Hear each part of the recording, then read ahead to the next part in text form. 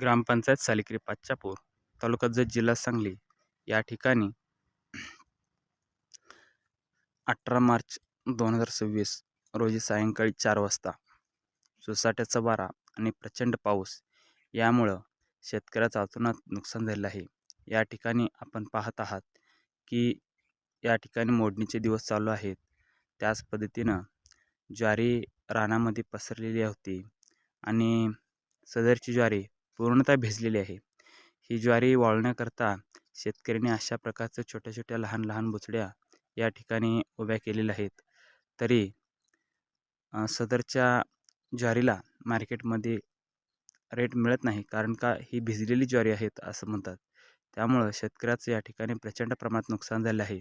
सदरच्या शेतकऱ्यांना शासन स्तरावरती योग्य ती आर्थिक मदत मिळावी अशी विनंती या ठिकाणी आम्ही करत आहोत.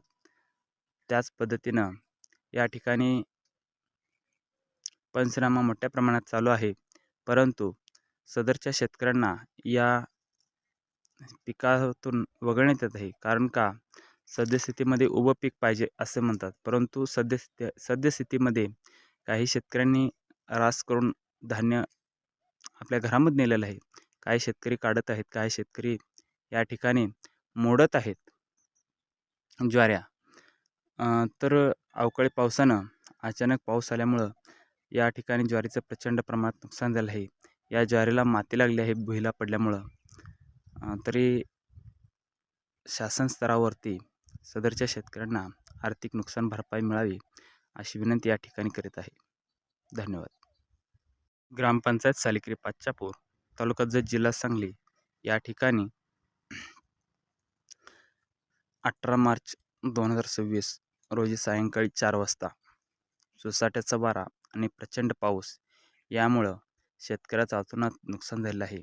या ठिकाणी आपण पाहत आहात की या ठिकाणी मोडणीचे दिवस चालू आहेत.